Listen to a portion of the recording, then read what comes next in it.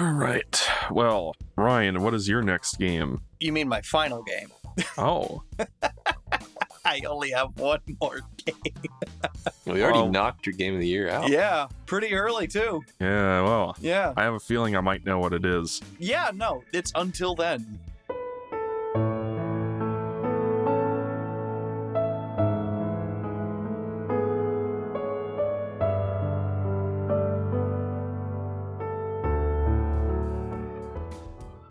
All right. Well, I feel like this is hopefully more... I'm prepared enough to talk about this. Yeah, why don't you lead us off with this one? I don't know what this is at all. I've heard you two talk about this. I don't know what it is. I was browsing around on Steam for whatever reason, and I see this thumbnail for a game called Until Then. I'm like, what the heck is this? Because something about it caught my eye. And I'm looking at it, I'm like, oh, it's like a visual novel, like a unique art style, might have some multiversal stuff in it. All right, I'll give this a shot, because it looks like something different to play this year. And yeah, it's how I would describe it is Omori crossed with Steins Gate. Omori in the sense that it deals with a lot of heavy topics. It deals with people coming of age in a difficult world after a traumatic event from one's past that transforms how they look at the world and how they relate to other people in their lives. Crossed with Steins Gate's metaphysics, where like Steins Gate was about moving between timelines and like a multiversal kind of theory, and there's a little bit of that in Until Then as well, which is kind of a spoiler for people who want to play it, but it's also like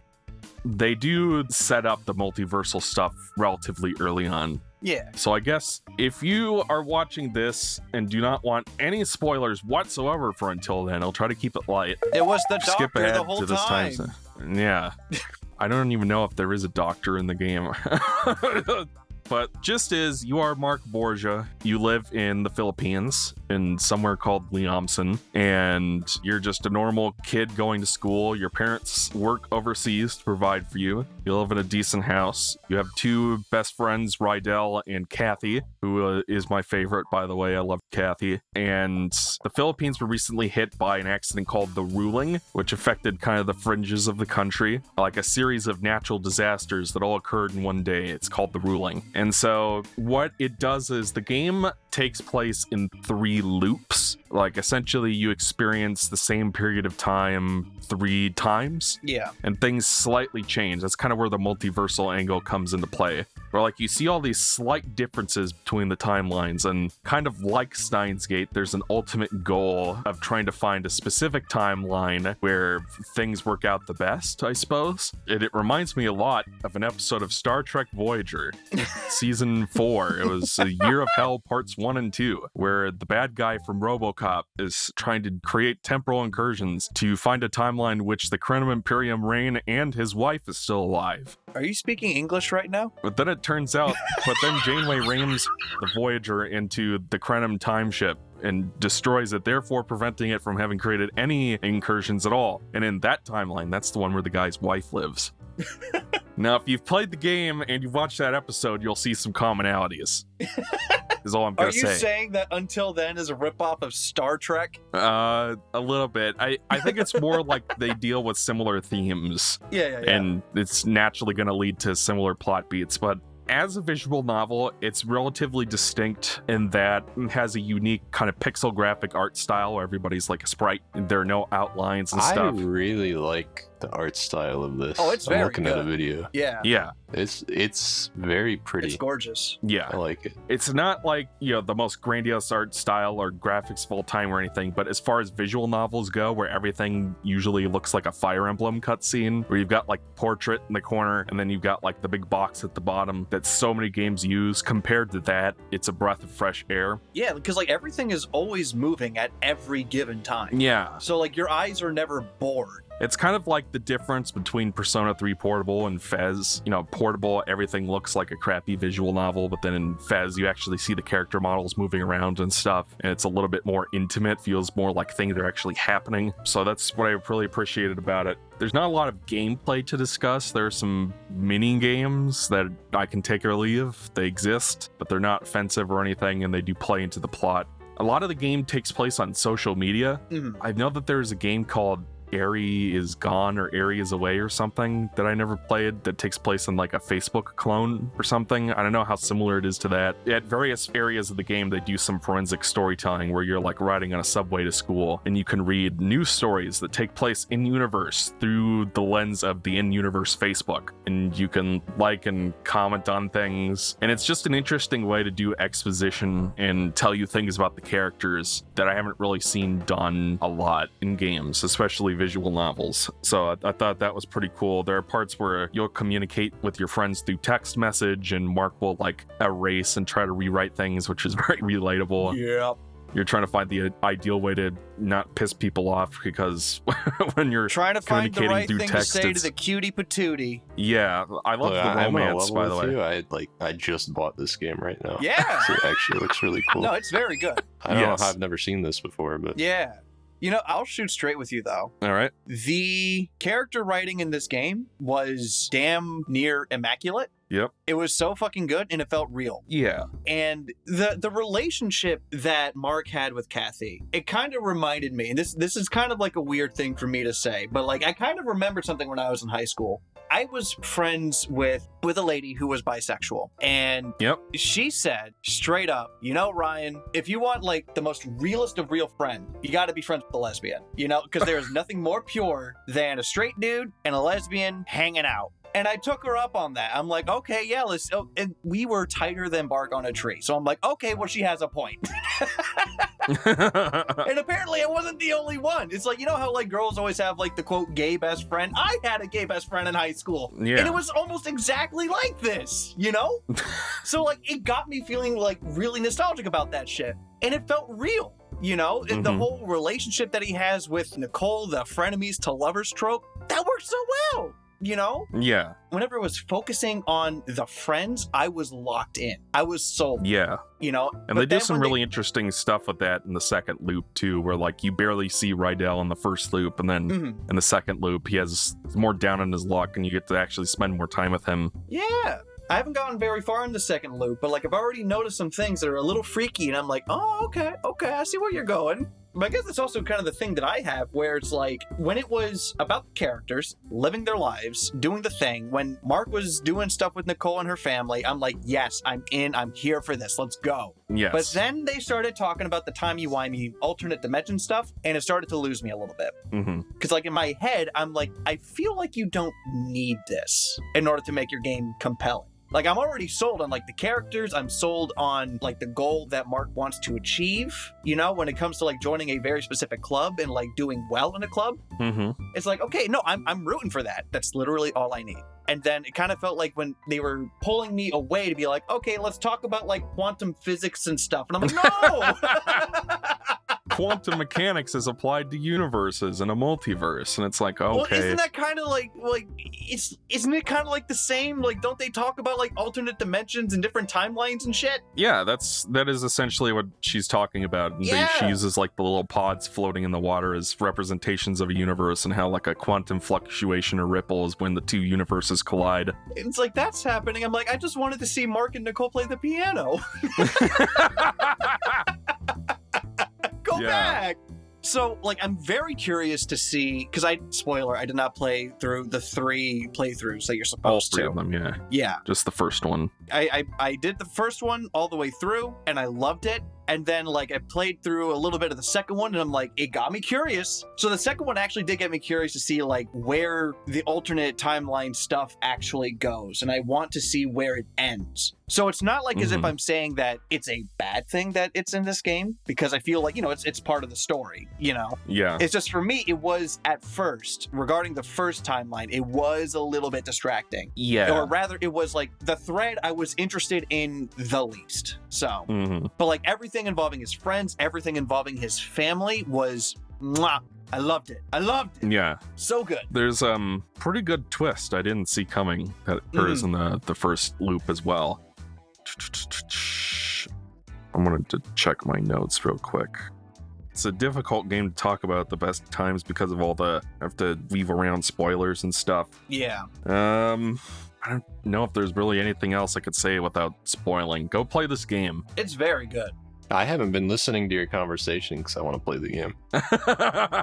Wasn't it? I'm gonna be honest. Wasn't it crazy I do when think Mark it's got the gun that shot people in alternate timelines? It's crazy. You can't just shoot a hole in Mars. Have you played 13 Sentinels, Aegis Rim? You've talked about this game. I have not. Yeah, I have. You should play that game because it sounds very similar to this in that game has a very metaphysical twist to it. Yeah. It's also kind of visual novelty. It has a similar presentation too, where it's like you walk around and it doesn't use portraits. It uses like actual hand-drawn. Okay. It's by the same people who made Unicorn Overlord and that other game. The fuck was that game called where the lady had the giant tits? Oh god. Fire Emblem No, Conquest? it became like a controversy. This is like a very old controversy. It was like a 2D.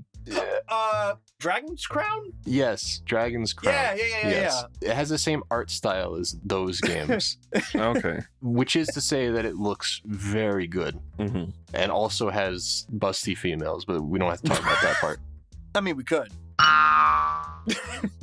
But it has a very, very unique art style. Looks really damn good, and I would highly recommend playing that because it has fun characters, but also a really cool metaphysical twist that kind of wraps it all together in a cool way. And part of it is like an RTS. And I'm not even going to explain to you why. You should just go play it. hmm That's the team that also made Muramasa for the Wii, right? The Demon Blade? I don't know about that one. I know that they had a hand in Unicorn Overlord and Dragon's Crown, though. Unicorn Overlord was a game that came out last year, right? Yes. Okay, no. I didn't play that. I was eyeballing That game is like supposedly like a Fire Emblem-y strategy game or something. Mhm. I haven't played it, though. I was eyeballing it, but I didn't pick it up. If you like how that game looks visually, it looks very similar to that, except a little bit more washed out because it's set in like a Japanese school. So it's trying to go for something a tad more realistic, but it still has that kind of vibe Right. because it has the same artist. All right. Well, okay, so I believe it is my turn. And how many other games do you guys have? I'm Ryan's tapped. done. I have a lot of potential games is the problem. Right? I'm trying to figure out which ones I want to talk about the most. Okay. Still deliberating. I want to end on for a reason that I won't tell you guys yet, but I think you could probably guess. I wonder what that reason would be. Yeah. I really wanted to play this game. Yeah. Well, I think what I'll do is I'll do a quick little marathon, that's all right, of some of my other games. Yeah, I might do a quick one myself when you're done, maybe. Yeah. I'm gonna have a look at this list again while you rattle stuff off. All right. Well, the first game in this little marathon is a little game called Little Kitty, Big City.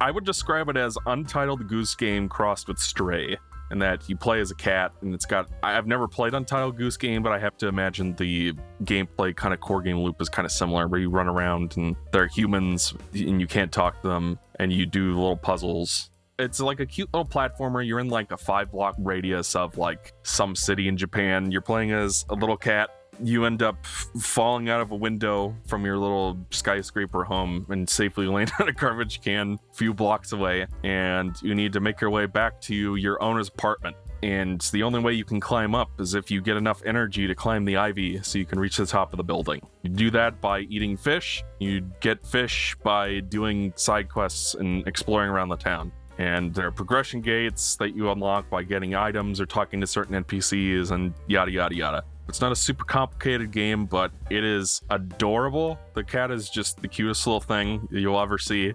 There's a meow button, of course. You can curl up and nap in various places, and it's adorable. There are a bunch of fun little NPCs that you kind of grow a relationship with. There are lots of unique stores. Like there's a part where you get to go into a classic Japanese convenience store and get chased out by the owner. I know there's not a whole lot to say about it, but if you like cats, if you like relaxing little games that you just kind of play for an afternoon, you're like, that was cute. That's the kind of game for you. Enjoyed it on that kind of level. Antonblast.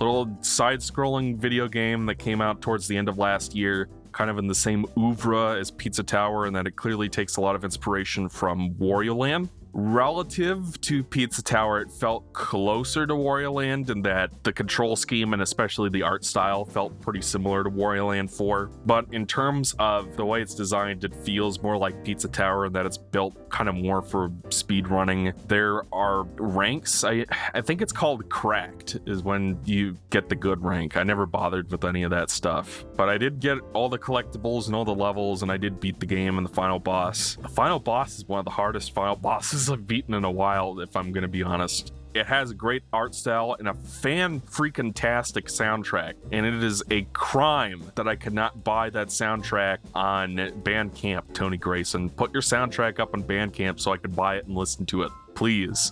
It's not even up on YouTube yet. I know that he's been dealing with some personal stuff that's really important, and I respect that, but I would absolutely love to have this soundtrack on Bandcamp, Mr. Grayson. The levels have a lot of creative themes. There's one where you're in like a hedge maze, finding stuff for a DJ's party. There's an underground mine level. There's like a pinball swamp. There's one that's based in like a mountain hot spring temple. The game takes inspiration from Crash Bandicoot as well. And the title screen especially is like a Crash Bandicoot title screen. All it was missing was Lex Lang or Clancy Brown doing the voice. Antonblast. There you go, Tony Grayson. You can use my voice sample free of charge. Yeah, I mean, like, the levels were fun. There are a lot of fun, creative gimmicks. It has voice acting, which is really weird. And the bad guy is Satan, literally the devil himself. And the plot is he doesn't think that he's red enough, so he's going to steal the redness from Anton by luring him into hell after stealing all of his alcohol. That's basically the plot. So, like, it's basically a big joke, but, like, they bothered to have, like, voiced cutscenes for it and everything. And it's like, I appreciate a game that can just do something that bizarre and just roll with it. And Satan is delightful in this game. Like, he has, like, a lot of... Satan is delightful. Yes, he is. He reminds me a lot of the robot devil from Futurama, and he kind of sounds like him too. He's like, before you start levels, there are like these little interludes where you'll see him in like the shower or something. He's like, my eyes are up here. He's just great, even though he's one of the hardest final bosses I've beaten in a while. I know it's not too much to say. If you like Pizza Tower, you'll probably like this game too. I personally enjoyed it more than Pizza Tower. If I have any complaints, it's that some of the collectibles were really obscure, and it is one of those games where you have to beat the level again, but at least there are relatively few levels. And when I fought the first mini-boss, I thought the game was trolling me until I figured out what I was supposed to do. So that was kind of a thing. But yeah, the game is excellent. Recommended if you like Pizza Tower and if you like big bombastic side-scrolling games where you beat the crap out of things. Crow Country, which I don't think you guys have played.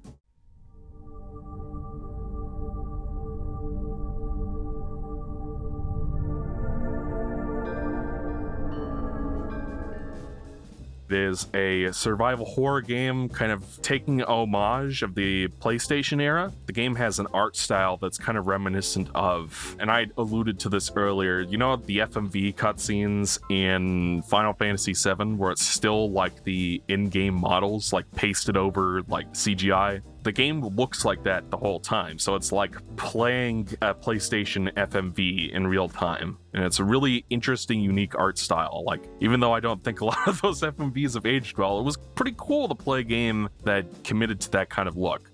It's a survival horror game where you run around and explore an abandoned amusement park, which is, like, I think that is in Silent Hill 3, but I can't think of any other game that has that. Like, you collect guns and ammunition, and you look for key cards and puzzle items to figure out ways to get around. It's a little bit more open-ended. It's, I guess, a little bit more like the first Resident Evil in that kind of sense. And like those games, once it has to have like a final boss or required combat, it gets kind of crappy. The highlights are more like the puzzles and the exploration more so than fighting things. Fighting things is just more about resource management. Unlike those games, however, it has manual aiming, which is a little weird. And part of the reason it's weird is because the game uses what is called an orthographic projection for the camera. Like, there's perspective where things get smaller as they go off into the horizon. And then orthographic, it's more like an isometric art style where there's no perspective, which makes it harder to aim at things. There's a laser sight, but it takes some getting used to. And I ended up using the old PlayStation style control scheme game, and getting the buttons where I wanted to was a little finicky, but not too bad. The story has like an interesting third act. Like I called one of the twists, but like right before the final boss, you get another twist that was actually kind of interesting. And I highly recommend when the guy gives you the note, you should read it. Don't do what I do and move on and miss what's on the note because it was enlightening. I had to read about it later. It feels like a game that should have multiple endings, but it doesn't. I looked it up, where it's just like, oh, it feels like I got the bad ending, but it turns out there is no good ending. There's just an ending, and some people might die, depending on what your choices are. Yeah, I mean, it's not a super great game or anything. I don't really think it stacks up with the greats like Resident Evil 2, the original version, I mean. But I think if you like those types of games and you're kind of starved for new content, and you're looking for something a little bit more puzzle-driven, you'll find something to like there.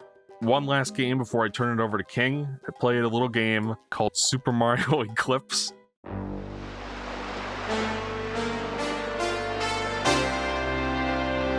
Super Mario Eclipse! Woohoo! A ROM hack of one of my favorite games of all time, Super Mario Sunshine. The game is built, like if you look at the description for it, it makes it sound like it's a sequel to Sunshine, but it's not really. It's a retelling of Sunshine with 120 extra shines added on top of it. So everything that was in the original game is still in this, which was kind of a problem for me because I had just replayed the game for Game Mavericks and I wanted to just play the new stuff, but it felt pressured to get all the old stuff out of the way first before I could enjoy the new stuff. Thankfully, the new stuff is good. There's several new levels around the island. There are these, I think, Ryan, when you did your Sunshine review, Oh, God. or your Mario 64 review 100 million years ago, Fuck. you were talking about how like the levels in Mario 64 kind of feel like they're floating out in the middle of nowhere and they don't have any connectivity or something like that. Yeah. I don't know, like they added these pathways between levels. You could already do this it's made by the same team that made Sunburn, the quality of life improvement hack for Sunshine. So basically all of those features are also in Eclipse. They added these pathways between levels that also have shine sprites on them and kind of illustrate how the levels are connected together a little bit more, which is kind of neat. There's like another hotel beach level. There's a level that's called Warship Island, which just made me think of One Piece. There's a lighthouse island with, like a pretty unique boss in it. So like all the new stuff was generally great. And once you beat the game, where the game you normally finishes, you unlock sort of like a post-game section where you go to other neighboring islands and stuff on Daisy's cruise liner.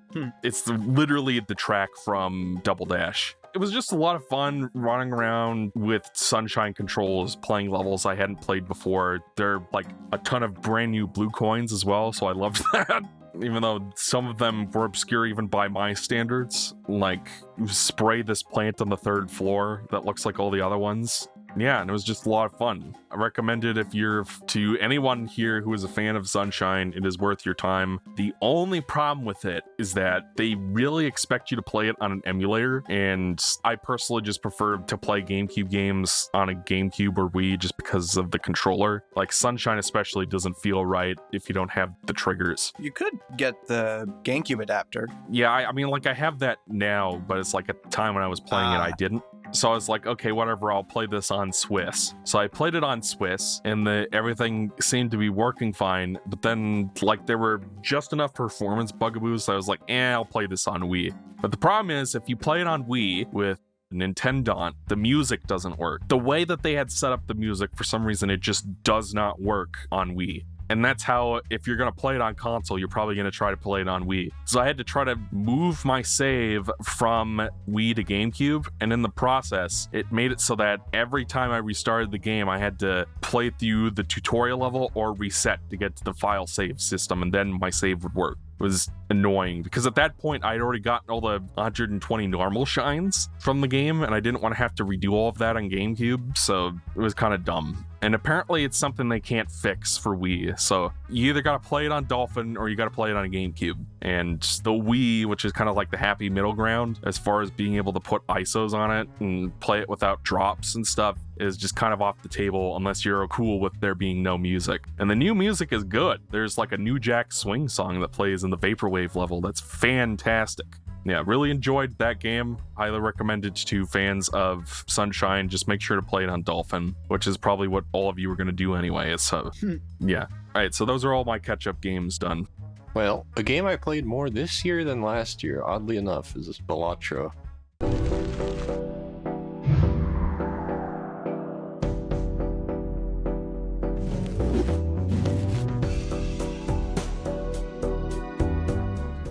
Which there's not much really to say about. It's just, for some reason, last year I didn't play it a whole lot. I think partly because I realized that if I did, then I would dedicate a lot of time to it, because it's a pretty fun game. Okay, It's a poker roguelike. If you like roguelikes and you like poker, pretty much a match made in heaven. It's pretty much exactly how you would imagine this kind of a system gelling with poker, where you have the different poker hands. that is something I wanted to talk about, because I had a feeling this game was going to come up. Because, like, I see people talking about this on social media all the time, this game, and I'm just like, it's a roguelike crossed with poker, and I'm like, I have no idea what that means. So I'd very much appreciate it if you could explain it to me like I'm 5. Okay, so have you ever played poker before? Yeah, so like you draw 5 or 3 cards, I think, up front, and then you try to build a hand with it, and then you go around and draw more. That's like Texas Hold'em, right? Yeah, so yes. So the way this game works, your hand size is more like 7. Okay.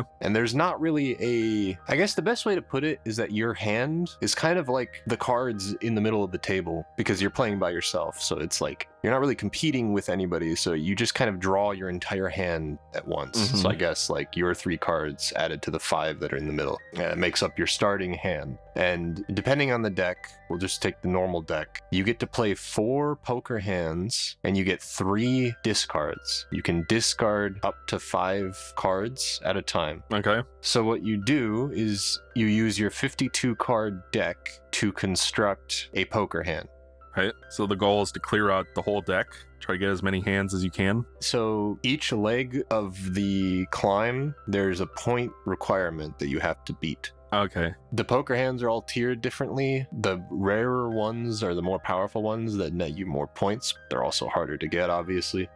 So as long as you get over the point requirement, you can move on to the next one. And then the jokers that you pick up are the things that will modify your score. So there are some jokers that say, if you have kings in your hand, you will get ×2 mult, which just means there's a red part of your score and a blue part of your score. It's the blue number times the red number. Right. So either way, if you increase one end of it, you are increasing the multiplier number exponentially. So some jokers will be like, add a certain amount of mult, which is the red number, or add a certain number of chips, which is the number on the left of the blue number. And like certain roguelikes, you can make a build based on what appears in the shop randomly. So some jokers will synergize with other jokers. There's a joker called the Hanging Chad, which allows you to... A reference to the 2000 election? Yes, it is actually. The first card that you play in a hand, so let's say you play a flush, which means all cards of the same suit. The first card that you play, let's say that's a king. The king will re-trigger 2 times. So the king by itself will give you 10 chips, because it'll give you the amount of chips based on the rank that it is. So like a 2 will give you 2 chips, and so on. So the Hanging Chad will re-trigger the king 2 times. If you have a card called Photograph,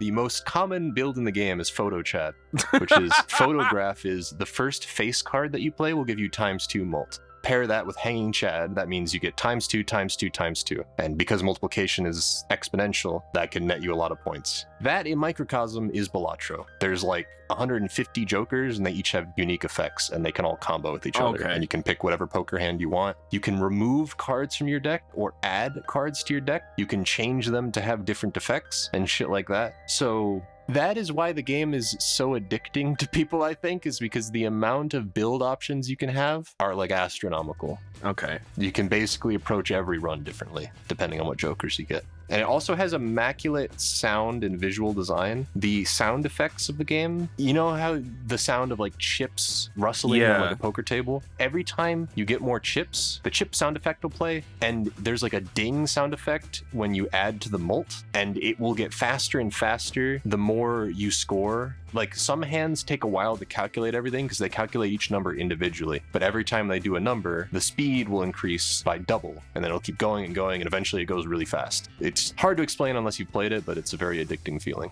So, Okay. simplest way to explain Balatro. All right. So the deck building part is like you unlock jokers and can substitute them out for one of your 52 cards, or are they separate? So there's a joker. You can have 5 jokers at the top of your screen. Okay. Yes, that's separate from your deck. Your deck is what you use to score. The jokers play off of the cards in your deck, depending on your poker hands. Gotcha. Like there are some that are like, you get ×4 molt if you play 4 of a kind, that kind of thing. All right. A lot of the jokers are built to synergize with different poker hands to incentivize you to use different poker hands. Okay. And there are a lot of them, so. All right. Very fun now game. I can kind of see what the appeal is. For like the goal is to just like pick jokers that'll play off of potential hands and try to get the highest score possible. Sounds like it runs in like legs, I think is what you said. So just try to go as long as possible and build up the highest score. There's a small blind, which is like, there are 8 antes. Each ante has 3 things that you're doing. So first is the small blind, which is 300 points. Then the big blind, which is like 600 or 450 in the first round. And then the boss blind is 600. But the boss blind has a unique effect, like all clubs are debuffed, which means they don't do anything, or like all face cards are debuffed, which means you can't use face cards, which spice up a little bit of the run. Okay. All right. It's very fun. There's not a whole lot to say about it because everybody and their mother plays Balatro. Except me. Yeah. I don't even know if I would recommend it because the game's just a huge time sink. I think most roguelikes are, but yeah, be careful with Balatro. It's dangerous. The new Mario Party.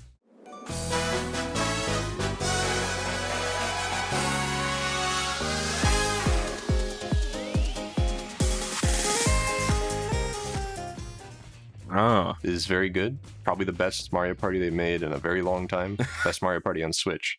A little conflicted about some things with it. I think the boards are all excellent. There's like maybe one board I don't like, and that's pretty good for Mario Party standards. Mini games I feel like are more of a mixed bag, but I like a lot of them. It's just I think there are too few of them because there are a lot of mini games, but some of them are like I think half of them or more are often side modes that nobody gives a fuck about. So which leaves you with only like a scant few for the regular boards, and some of them can get kind of repetitive and some of them aren't that great. But a lot of the new mini games are really fun. And to be honest, a lot of the older Mario parties also had this problem of not having a lot of mini games and them feeling a bit repetitive. But even some of the best ones, like Mario Party 6 is still my favorite, and that didn't have like a very big mini game roster. So in the grand scheme of things, it's not that big of an issue because the boards, in my opinion, are what make or break Mario Party usually. Mm-hmm. And these are all really fun and have cool gimmicks. Like the shopping mall is based around spending the most amount of money, and it has a cool design that's like multi-layered. I like Western Land and Mario's Rainbow Castle were in older games, but they work a little bit better here because they've been rebalanced a little bit. The Bowser board is the best board in the game, low-key. It's probably the first time a Bowser board has ever been frustrating in a good way and is really funny. It's a really funny board where the mechanic is that in the middle of the board, there's a whole bunch of Bowser spaces, and they add like 3 more Bowser spaces every 3 turns. And you have to go through this middle part of the board, which means that the likelihood of landing on a Bowser space is very, very high. And when you land on a Bowser space in this board, whatever he steals from you, whether it's coins or stars, he will throw into a vault with 10 numbers on it, and whoever guesses the correct 2-digit combination and opens the vault gets everything in that vault. It is the best idea they have ever had for a board in a very long time. It is fucking hilarious. I love that board so much. And yeah, it's a very, very fun game. I think it's the best Mario Party on Switch. Mario Party is looking as good as it has in a very long time. I'm very excited to see where Mario Party goes from now. But I got a lot of hours off that game, and I could not say the same about the previous 2 ones that came out on Switch. So it was a pleasant surprise, I'd say. Right. I played a lot of FF14, a new expansion came out called Dawntrail.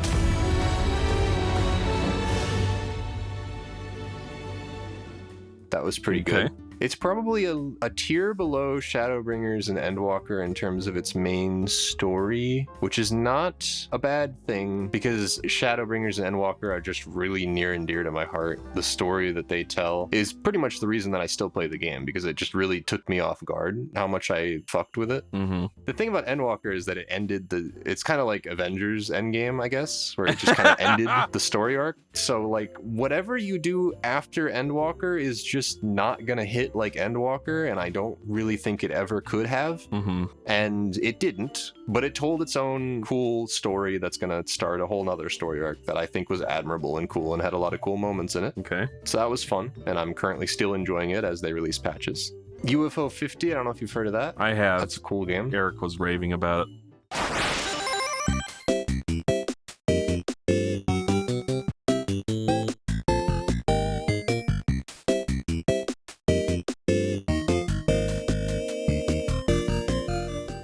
It's one of those games that makes me think, like, is that a game or is it 50 games? I don't know. It's an interesting philosophical question, but it's basically a collection of 50 different, like, not mini games, like, they're all actual video games in their own right. Like, one of them is the first game called Barbuda is like a Metroid game, and I say Metroid specifically because it feels very similar to the original Metroid. Okay. In the sense that it is very hands-off and like is just explore this map and get power-ups to do Metroid stuff. And then there's another one that's like a traditional beat 'em up like Streets of Rage, and it's pretty much a grab bag of whatever the fuck they decided they wanted to make. And obviously that means some games are gonna fuck with you and some of them aren't, but I will say of the few games that I have played, they are all incredibly interesting. And the beat 'em up that was in the game, I don't like beat 'em ups at all. I think that genre is just beyond me, but the beat 'em up they made, it sort of kind of got me to understand a little bit more about why people are into them. And I think that was the case also with, I mean, I already like Metroid games, but Barbuda is like, as punishing as that game is, I think intentionally so, it also is like probably more fun than the original Metroid was, just because it like is a little bit more committed to its idea and doesn't make you farm fucking ammo in life every 5 seconds. It's a little bit more like you have 5 lives in Barbuda and you start at the beginning if you lose all 5 of them, but the map's not very big, so that's less punishing than it sounds. And also because when you discover shortcuts and stuff, those act as like soft checkpoints in and of themselves, because you can just run back to where you were and do it again pretty quickly. So yeah, I'm not going to describe more of it because UFO50 is 50 different video games. I have not played all of them, and I'm not going to sit here and rattle them all off. It's a very interesting package. I recommend everybody check it out. You'll probably find something in there that's interesting. And it's a cool little... I haven't seen games that do things like that, really. There are a lot of games like Yakuza or FF7 Rebirth or whatever, or games that just include a lot of different mini games in them. Mm-hmm. I haven't played a lot of games that are just explicitly a collection of games. It's very interesting. Mm-hmm. Obviously, I played Sonic X Shadow. We already talked about that. And then go watch our podcast. And there's a few other things I played. Not really anything I want to highlight. All right. Played the new Yakuza. I played FF14 DLC. I played the Thousand Year Door remake, I guess.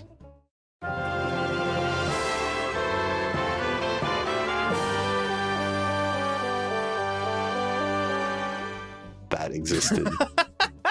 I would like to talk about the Thousand Year Door remake at least for a if little you want bit. to talk about it, I have almost nothing really to say because I just didn't really care about it that much. But if you have some thoughts, then feel free. People give you shit for... They did, yes. For...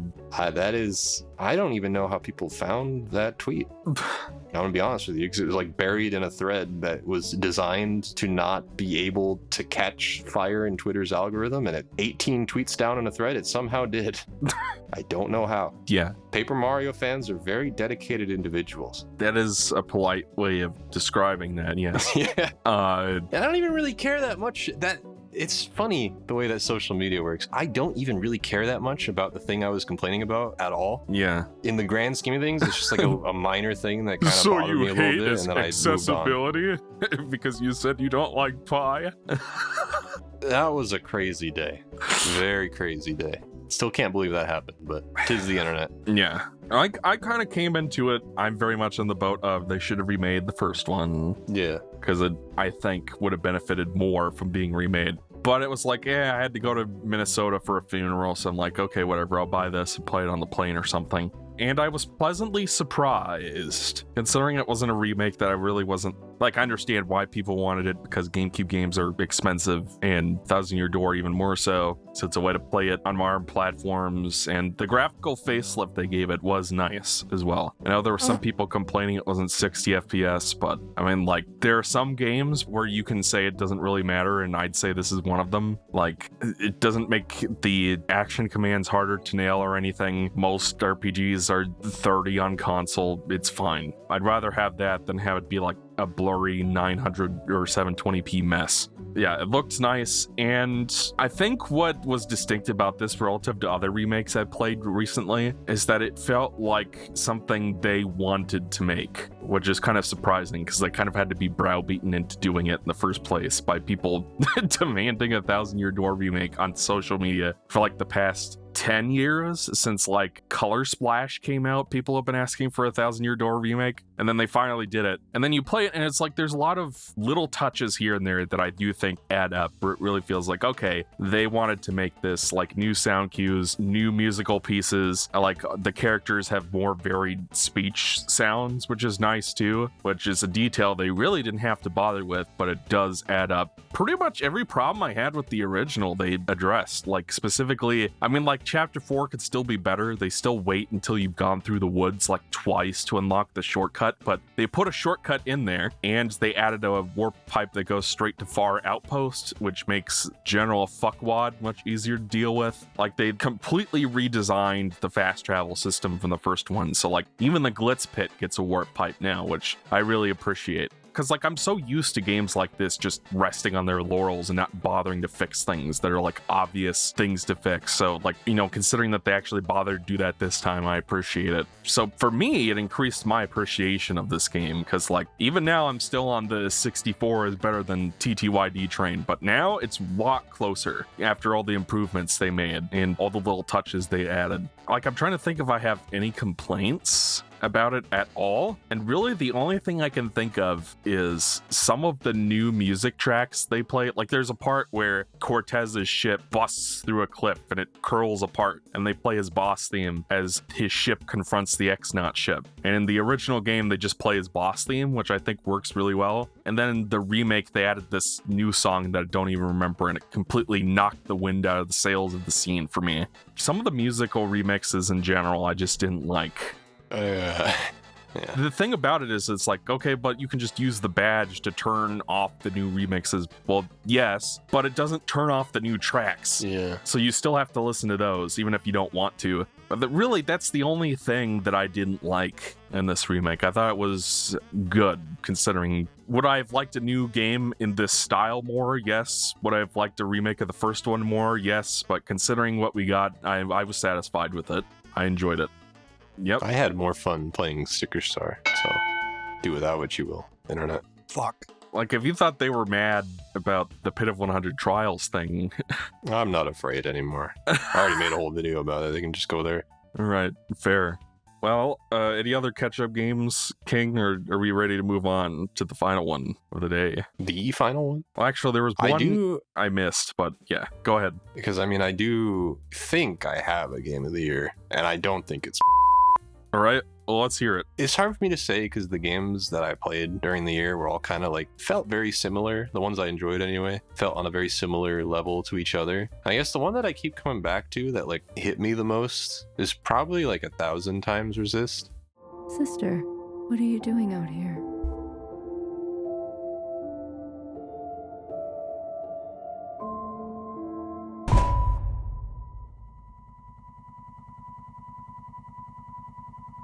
I don't know if you've heard of that. I have not. 1,000 Times Resist is a hard game to describe. This section might not be super long because, okay, so it's kind of like a visual novel, but it's presented more like a third-person game where you solve puzzles, but like most of the game is narrative. And like the puzzles that you solve are kind of like, you ever play the Somnium Files? You mentioned it on a previous podcast, but no, I have not played that. The puzzles feel kind of similar to that. So the mechanical gimmick, I guess you can say, is that at least for some sections, There's like a beginning section I can use as an example where you are in the same location. So there's a school that takes place both in 2047, I believe, and one that takes place in 2019. So you are there as a character called Iris in the future and in the past, and you can switch between them to see what was going on in the past and what was going on in the future. That is not a mechanic that carries throughout the entire game. The main mechanic of the puzzles changes based on what chapter of the game that you're in.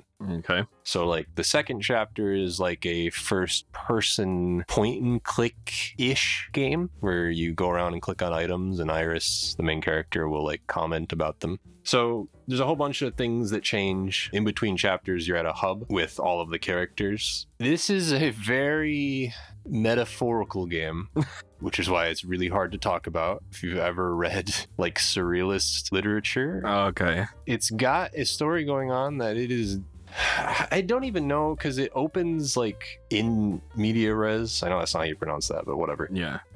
In medias res. It just opens on a thing that's happening where you're at the school and you can go back and forth in time. And I guess the most broad way you can say it is that you're in like a bunker after aliens occupied the planet and caused a pandemic in which... Oh no! Is that what you meant by 2019? Well, it's not based on the pandemic necessarily. There might have been influence because obviously this was developed after the pandemic, but humans have gone extinct because of a pandemic brought on by these creatures called the occupants, which are aliens, which caused moisture to be drained from people's eyes forcibly. So like they were basically forced to cry until they had no more moisture in their bodies. Oh.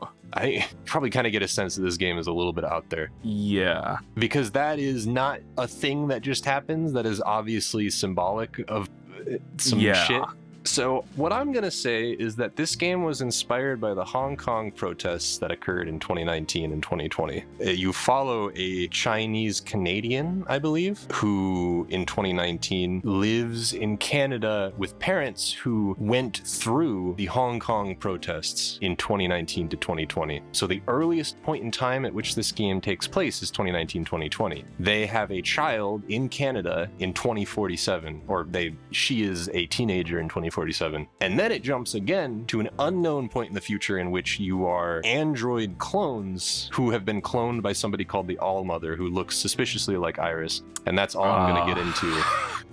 This is like getting into Spark that 3 territory. The impression you get when you start the game is that, yeah, she's cloned herself into different androids who have a very authoritarian and kind of scary structure going on. And that's all I'm going to say about it, because it is a fucking wacky game, but it is also a striking, scary, viscerally uncomfortable experience that I recommend people play just to see what it's about and to learn a little bit more about not just the Chinese diaspora, but like the experience of immigrants who find themselves in a place that is not their native home. It's very powerful, made me want to research a lot of things I did not know about, and it is an experience I do not have as somebody. I mean, I'm technically of the Irish diaspora, but it's so far back in my family line that it doesn't really affect us these days. But it is a very fascinating look into a traumatic kind of lifestyle that millions of people face every day. And this is specifically from the Chinese lens, but I think that a lot of people could relate to this even if they were not Chinese and had a different experience, we'll say.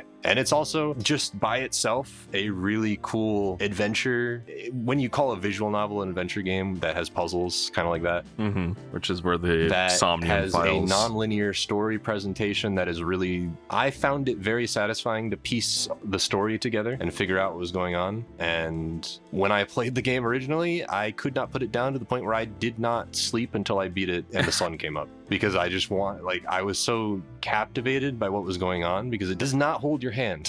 And it makes you, at least it made me be like, I want to figure out what the fuck's going on, because you kind of start the game in the far, far future with all the androids, and then you go back to like 2019 when she's in high school, and then you go to her parents in the Hong Kong protests, and it keeps jumping back and back and back and back, and it's a very compelling structure, and I recommend everybody play it. I'm not going to spoil what happens in it, and I don't even think I can. Because it's a game you kind of just have to play to get. It was probably the game that stuck with me the most throughout the year. It's the one that I continually think back to and had very striking direction.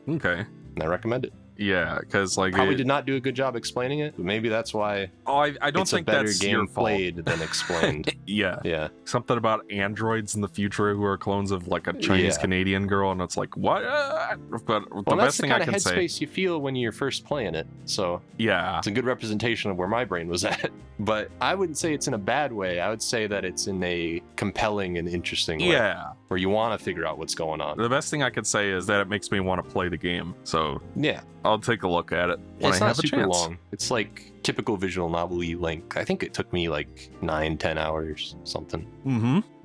You're Yeah. right. Ryan, I've noticed that you have not spoken in a while. Are you still alive? Yeah, I've been listening. Okay. Just Yeah, I mean, double-checking. we systematically took out all of these games right at the beginning, so Yeah. unfortunately. No one's fault, it's all good. All right. Well, one last quick catch-up game, because I almost forgot about it. It's called Animal Well. Oh, yeah.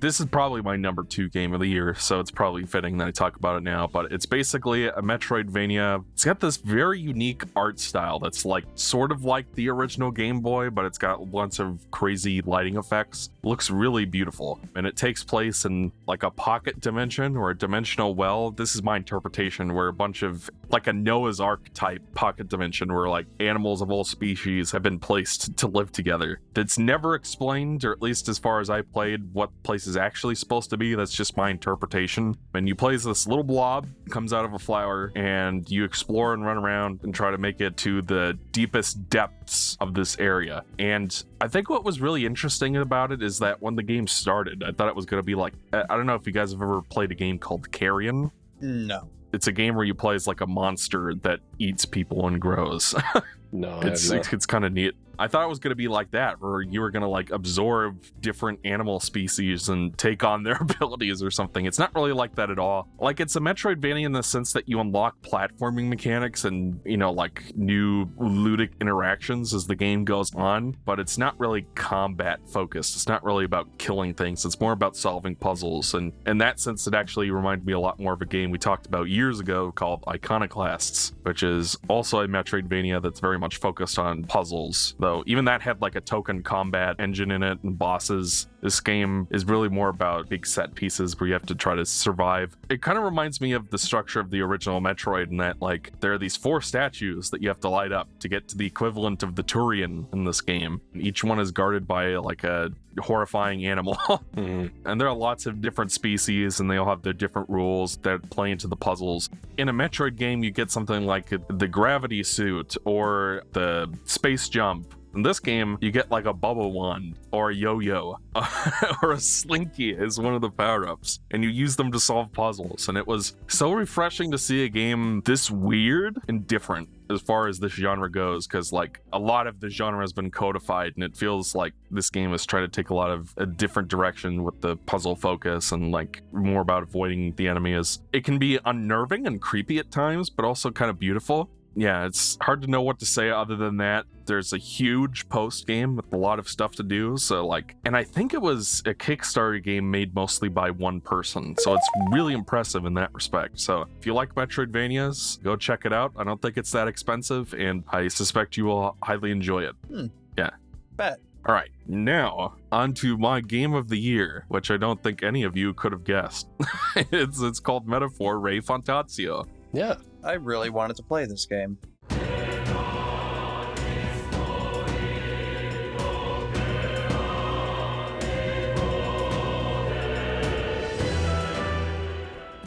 The latest Atlas masterpiece from, I believe, the development team behind Persona 5. Yeah. It certainly shows. And it's basically Persona 6. What I would describe it as, it's like you took Game of Thrones and combined it with Persona's calendar system and the job system from Final Fantasy V. And there's maybe a little bit of Xenoblade 3 in there too, because the class system I kept kind of reminded describing me it to people. Is that it's at least parts of it. It's just fucking One Piece game sometimes. Yeah, there's some of Especially that in there with the too. Story presentation. You're not trying to become king of the pirates, you're trying to become king of the land, but kind of same difference. And Yeah, but you get in like a ship and you gather a crew. Oh and yeah, that's true. You know what I mean? Like, if a One Piece video game were to be made, I don't even necessarily think you could do that. This is like as close to it in terms of at least story and objective structure that I would imagine it would feel like, in the sense that you like travel to various parts of the land and each part has its own story arc with its own main character. Yeah. Which technically Persona did, but not like in this structure. It is far more interesting to me because it's a fantasy adventure game. Yeah. So you actually are traveling all across the world. Yeah. Which they sort of did that in Persona 5 Strikers, but that's like a Muso game. But yeah. It's a huge game. I could only really scratch the surface here on the podcast, especially since we're running low on time. I got a proposition for you. Okay. Why don't you guys talk about like your thoughts about like the game and the time that we have left? Maybe sometime next week, maybe we can do a more in-depth discussion, and that'll give me a little time to play the game, and that way I'll be able to like bounce off of you guys a little bit. If that is something the you want game's to like do. 100 hours long. Yeah, It's gonna take you longer than a week. Well, yeah, obviously, but at least that way I can have like a frame of reference to know what you guys are talking about. I would absolutely love to do a full podcast on this game someday. Yeah. Yes. But yeah, I guess what I will say is contrasting this with Persona 3 Reload, which was the other big RPG Atlas release alongside Unicorn Overlord, which is more of an RTS, was interesting because like everything I hated about Persona 3 Reload was not the case in Metaphor. Like Persona 3, I had to drag myself across the finish line. Where with this game, like from the moment I started playing it, I was hooked and I couldn't put it down for like 3 weeks or however long it took me to beat. It has a great cast of characters. Haizme is one of my faves, but you know, like I also just love like all of them. It's very impressive to me how solid the cast is. Yeah. Because as much as I love Persona, there's usually like one person I don't give a fuck about. And in this case, the party is just pretty damn strong. Yeah. And there's sort of a subtext of people of different backgrounds coming together with like one That's person also from why each I think tribe. it's like One Piece. Yeah. Yeah. Because One Piece does the exact same thing. I swear to God, somebody working on this game loves One Piece. I guarantee it. Well, it's only the most popular manga of all time. I think the odds of I that are high. guarantee it. Yeah. I guarantee it. So, like, I guess to give the elevator pitch for people who aren't really familiar with this game, the king has died, been murdered in his bedroom by someone. I'm not going to spoil yet. And By someone with the most Riz of all time.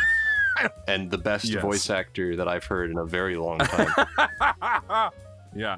The king has been murdered, and now there is clamor in the kingdom about who is going to take over the United Kingdom of Uchronia, which is basically a union of 3 city-states that are in close conjunction. The previous king was an idealist who lost his way, and now several factions are fighting over the throne, essentially. One is someone who's far ahead in the military, the other guy is basically the Pope. And then, turns out the king has set it up. By the way, they use fucking these ships that have legs on them. Some of them are Yes. just airships. But they use these things called runners, which are like, they look like boats, but they run on They have fucking legs. It's fucking wild. This game is wild sometimes. I don't Yeah. know, it's got some really interesting, Mm-hmm. and the stuff with the humans as well, Yeah. which my fiance watched me play this occasionally, and every time they would like talk about the humans, she's like, what fucking game are you playing? Because the way that they talk about humans, the same way that in like Final Fantasy 13 they throw terms out like the pulse fallacy and shit. Lassie. Because humans in this game are big demon-looking motherfuckers Yes. that kind of look like the Titans from Attack on Titan sometimes, where they're Yeah. like really weird giant monsters, but they're just called humans Mhm. because there's not a race in the game called humans. Yes. The humans in this game are just big monsters, which makes it really funny when they're just casually talking about the humans, because it's just very jarring. Yeah. I thought That that human was one of the more destroyed my entertaining village parts of and the killed game. my parents. Yeah.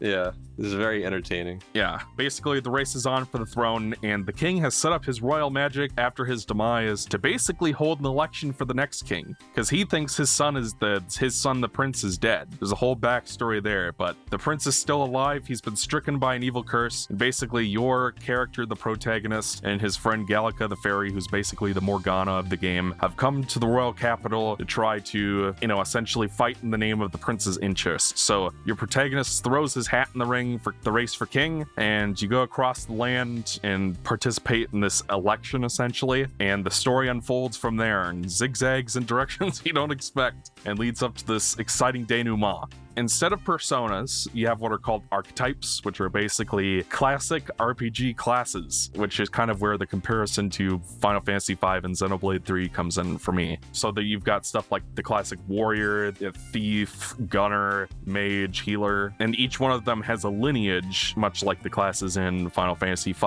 where like when you upgrade them enough, you reach a new level and you can unlock subsequent archetypes that have new abilities. And there's also an inheritance function that's kind of like Final Fantasy V, where you can pick some moves from a different archetype to complement your current one to balance out their weaknesses or to fight through a specific battle and what have you. And it's like, I love job systems in RPGs. They're my favorite. They make battling so much more fun because it's like you've got your literal level to upgrade, like your base stats, but on top of that, you're trying to increase your strategic affordances by upgrading your archetypes and unlocking new ones. And in order to unlock the higher archetypes, you also have to do the equivalent of Persona social links with your characters in order to upgrade them as well. And you get other gameplay benefits like being able to inherit more stuff in a specific archetype lineage and discounts at stores and stuff. So like it all fed together really nicely. So in the fact that you are running around this country in a gauntlet runner instead of just freely moving through it gave it a unique feel as well that I haven't felt in an RPG before.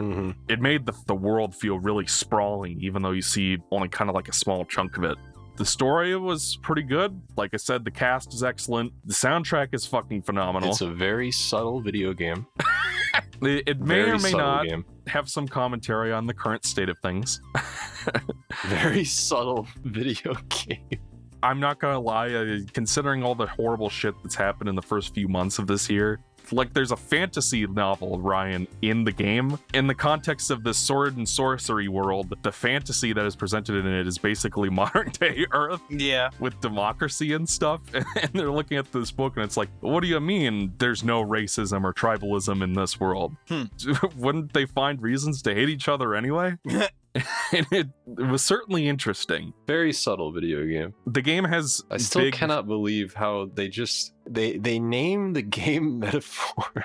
The balls to do something like I just don't know. It's fucking hilarious to me still that they're just like I'm not gonna give the game away or anything, but like they really are like subtlety doesn't exist. They just decided to throw that word out of the dictionary.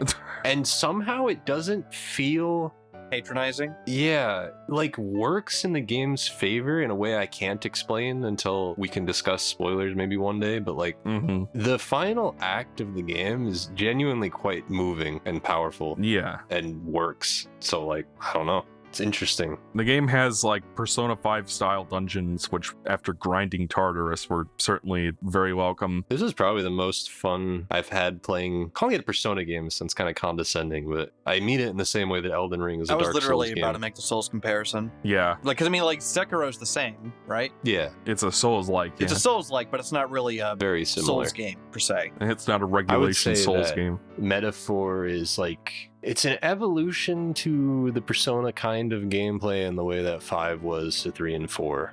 In that it introduces a lot of, like, I guess the job system, you know, it's like a thing that they took from other games, but you look then at like the way that you do dungeon crawling is like you can attack the enemies in the overworld, and they have a system where like if you're higher enough level, like higher you can just level nuke than them, you can just sneak kill them, which isn't necessarily new, except you get all the EXP that you would get in the battle, maybe decreased a bit since it was an overworld kill. But yeah, but it makes grinding easier, especially in that last dungeon. Yeah. So they have cool stuff like that, and each archetype controls differently in the overworld, quote-unquote combat. I hesitate to call it combat, because it really is just kind of like hit things with your weapon, but there is a system where you can like dodge the enemy's swings, and if they hit you, then you get forced into a turn-based combat. Yeah, then the enemy gets to go first. Which, it's if a you're very playing fascinating on hard mode, way to handle. Yeah. Did you play on hard mode? I beat it on hard mode, yes, including the fucking dragons, which is a real... Here's what I'm going to say about hard mode. Is that I think generally it makes the game more enjoyable because it forces you to engage with the systems more, and especially like Holy Knight's Proclamation breaks the fucking game, man. Yeah. And it's basically a requirement in hard mode to have Hulkenberg take aggro off of the rest of your party. And that's something that you probably wouldn't engage with if you're playing on a lower difficulty. That if said, you get ambushed on hard mode, you're basically you may fucked. as well give up. Yeah. Yeah, so you absolutely have to stun everything before you kill it. I have to say, those fucking bird humans in the first dungeon, I hate them. They killed me so many times when I was trying to grind. Because the thing about the first dungeon is the more ideal enemies to grind don't respawn, the white clads. And then the boss itself I found him one of the hardest boss in the game besides the dragons, was the first Zorba fight on hard mode. Well, I agree, but the reason is because I stubbornly clung to my do every dungeon in one day that I do in every Persona game. That was not a problem really for the rest of the game. But the first dungeon is, for some reason, ridiculously huge, especially if you want to explore the entire thing in a way that the rest of the dungeons just kind of, well, with the exception of like one, just aren't really, like, some dungeons are surprisingly short. Yeah. And some of them are like, though I think maybe the one that tested my limits more that I kind of repressed until this moment was the Etria dungeon. The underground place. The fucking labyrinth dungeon was like... God. I did that in a single day. I'm proud of that. But also it tested my mental faculties, I think. But you probably had to play bit. Whack-A-Mage a few times. Yeah. You replenish your MP if you're playing as the mage, and then but you only get 1 MP per kill. Yeah. I was doing that consistently throughout the game because, like, compared to Persona, the amount of time you get per dungeon and before certain story markers pass is a lot tighter. Even though I didn't have the self-imposed challenge of trying to do every dungeon in one day, it still felt like if I'm gonna have time to do all the side dungeons and all the other quests and level up my bonds, I kind of had to try to do it in as few days as possible. When you're playing Persona 5, you'll do the heist like halfway through the month, and then the rest of the month you have nothing to do until the game decides the story can progress. Whereas in this, it's like I felt like the pressure on to get it done as quickly as possible. So I guess it helps the game is actually pretty fucking hard sometimes. Yeah. I know I was playing on hard mode, but especially near the end of the game really just throws hands with you. Yeah. It's kind of crazy. Yeah, those dragons do not F around. I think it's say. because the game uses the press turn system, which I think is just a godsend, because as much as I like Persona, it is pretty easily ripped in half by the weakness system it has, the once more turn system. Because if you know what the weaknesses are, you can just one turn kill everything. Yeah. Effectively. You'll just weakness chain spam. I think it's telling that the boss everybody hates in Persona 5 is the one that doesn't let you do that to him. Yeah. Because I think that for the rest of the game, you just kind of do that forever. Yeah, pretty much. In this game, you cannot do that, really. There are some moves that give you more turns, but they're a finite resource that also typically cost like a fuck ton of resources to use in the first place. Compared to Persona, it felt like I was really struggling to have enough MP to do things. Yeah, and press turn is from SMT. Yes. So it's not like a new system, but it took me a long time to realize. I like it a lot because it puts the enemies on the same playing field as you. So a lot of the broken stuff that you can do, they can just as easily do to you if you're not prepared. Yeah. And I think the reason that this works so well and I was able to stick through hard mode is because I have never seen this in an RPG before, but you can rewind the battle to the beginning of the battle. And that is a feature I am surprised has never... Maybe it's been tried in some indie game I've never played before, but I've never fucking seen that as a feature. It's very interesting. I think it lets it get away with a lot of the more RNG elements of difficulty that it has. Yeah. Because it being as hard as it is not as aggravating when you can just decide, I fucked that up, let's start the battle over again right now. Yeah. And it cuts out a lot of the bullshit of you have to run back to the boss or whatever, you know? Yeah, when the game decides that your stun just arbitrarily ended a turn before it was supposed to. Yeah. And now the enemy can just pound the fuck out of you. Yeah, like I loved this game, but at the same time, there were some minor annoyances across the thing. Like compared to having to go into battle for literally everything to grind, I'll take the overworld stuff, but it felt like leveling up felt really slow at times, even with that. And my solution was to almost never grind, which caused the end of the game to be one of the hardest things I've ever done in my entire fucking life. Yeah. I was 10 or 15 levels below the final boss. Can I tell you that? Oh my god. I'm gonna link you later. I have video of me fighting the final boss. You should see how that went. And I can tell you it took me several hours to beat the final boss. It was by far the hardest thing I did in the game. Yeah, and meanwhile, I nuked him in like a few turns because he was easy. Because I'd been grinding the whole time. But the biggest problem I had was that, like, unlike the Persona games where you could switch your character's persona to match whatever enemy you're facing, you can't do that, Metaphor. You can only do that from the pause menu. And if you bring in classes or jobs or archetypes into a fight that just aren't suited for that enemy, you're just gonna get wombo comboed. There's some times where the game just decides that you can't run, and then who knows when you're gonna respawn, and that fucking ice dragon boss could burn in hell, by the way. I just want to say that. And the fact that you beat it on your first try made me really angry. Because that is it's interesting because it's like similar to other games I play with the job system, and I guess kind of Pokemon, as weird as that sounds, where like there's so many available build options that like it's kind of just inevitable people are going to struggle on some bosses more than others based on what their build is or what characters they're using. I just happened to roll into the boss with a playstyle that worked really well against it, and also fucking was cracked. Well, the problem for me was I was encouraged not to use because like when you unlock new characters, they don't level match with the characters you already have in your party. So he was like 4 levels below everybody else. So I figured, I probably shouldn't use him because he'll die faster. So yeah. That is a criticism I have of the game, is that when you get new party members, you have to start their job journey from scratch. Yeah. Which makes it hard to use new party members unless they make their jobs really broken, and they kind of do. Which causes those jobs to be really broken, which just kind of means you're probably going to use those jobs, and I did. And probably the only reason I struggled as much as I did is because I was very underleveled. Yeah. And so bosses would like near one hit kill me. Like I had to come up with some very creative strategies to beat some of these bosses. To think there's another difficulty level called Regicide. Like I can't even imagine what that's like. Probably isn't as bad because it's like a new game plus thing basically. Yeah. Which at that point you can probably carry over a lot of shit to make it less bad. I'm just trying to imagine doing that from scratch, like with how hard Zorba was the first time.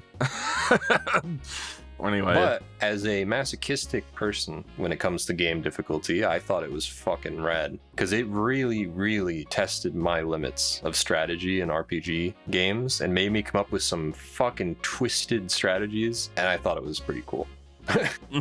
Especially coming off Persona, which is usually pretty easy, especially Persona 5 is like, at least when you know what you're doing, and you just kind of use buffs all the time, you can kind of break that game in half. This game Whereas really this game expects is you to not like that. This game will stare you straight in the face and say, I'm gonna buff 3 times in a row and also give myself 8 turns, and like it's scary sometimes. Yeah, there's nothing worse than Soul Cry or whatever that move is. It's just like I arbitrarily get to give myself 2 half turns, but also if I hit your weakness, it makes my full turns decrease and not the half turns that I just gave myself, which I gave myself half turns supposedly so I couldn't just weakness combo you the whole time, but it still works anyway. It's so fuck you. Funny. You know why it works? Is because it's the same thing you can do to them, potentially. Yeah, well, you don't get to use Soul Cry. To balance the combat. You get to use Hero's Cry, but you have to unlock it. There are equivalents to Soul Cry. Okay, like using... that give you more turns. Like the hitting the weakness only decreases it by half, or passing, or... There's a move that straight up replenishes all your turns, but it's like fucking... Oh, is it that a bunch of Faker move that I never used because was random? Yeah, well, yeah, there's Faker's Roguery, or whatever that move's called. Faker is like a fucking busted class. I was fucking around with that at the beginning of the game, and I was like, I need this on everybody because almost all of its skills are crazy and supplement almost every other job. Yeah. Faker's Roguery, that's random chance to replenish all your moves. But then, and this granted is like a late game skill, but there's a skill you get on the main character that just is straight up that's replenish Hero's all of Cry. your turns. But you only get to use that once per battle. Yeah. I think you have to max out the class before you can use it. I don't know. It's nice to have also a game real quick that has social links where there's only one romance option and it's basically mandatory. Yeah. I like that because it's a nice departure where you don't need to necessarily write social links that will lead into romances, and you can just kind of talk to them like they're normal friends, which is I appreciate. Yeah. Well, fantastic game. If you love games like Final Fantasy V or Xenoblade 3 or any other game where there's like a job or class system, you'll probably get a kick out of Metaphor. And I also thought it was a nice, refreshing take on a lot of the ideas in Persona. To not have it be set in a fucking school for 6.5 months. Has music sung by a Japanese Buddhist monk chanting. Yeah. In an orchestra. It's fucking crazy music. Yeah. It was fantastic. And like I said, one of the best voice actors of all time, and a character who has unbelievable amounts of riz and is one of my favorite video game villains in a long time. Let the woman do as she pleases. He's so good. Yeah. I love. When I first saw you mention him on like Bluesky, you were just like, oh yeah, Luis is the greatest villain of all time that I've seen in a while. And then like I read it as Louis. So I'm like, oh, is the villain going to be like a mustache twirling Frenchman? And then it turns out it's spelt the French way, but it's pronounced the Spanish way. So it's Luis. Yeah. So that was kind of a Squidward. surprise. Anyway. Love him. All right. Well, that was our Game of the Year 2024 podcast, coming a little later this year than usual. But I hope this helps reveal, Brian, that there are plenty of great games last year. It wasn't the total bore fest, I right? mean, definitely some interesting games. And like I said before, it's not that there wasn't like a lack of games. Like there definitely was games I was interested in, but for one reason or another, time was hard to find to play some of these because last year was very busy. Right. But also, a lot of games now are starting to reach $70, and I don't really have the money to justify that for a game I may or may not like. So now I have to wait for these games to go on sale too. That's true. So it's a bit tricky. But I mean, already it's like there were a couple of games that came out through early access last year but are getting full releases this year that I kind of sampled a little bit. Yeah. But we're going to be talking about that when we do the 2025 wrap up in 2027. So, it's like, so there's definitely like more stuff this year. It took me a second to get the joke. But yeah, like there's definitely like more stuff coming out this year that has my attention. Like I already have my eyes on like a couple of things already. So I'll have more to say for 2025 than I will for 2024. Mm-hmm. Yeah. Hell yeah. Well, it sounds like we may have a full Metaphor podcast coming at you at some point this coming year. And of course, I've been setting up for If the our... Switch presentation happens, we can talk about Yeah, it. I think we should. And I have a question list set up for the Sonic the Hedgehog trivia game Ooh. that we have yet to play. Okay. Hell yeah. Just need to download some Jeopardy slides. Yeah. But yeah, that should be fun, or at least different. So yeah, I guess look forward to that, folks. Hell yeah. Enjoyed talking with you gentlemen, talking about some great games, and we'll see you all next time, folks. Bye. See you.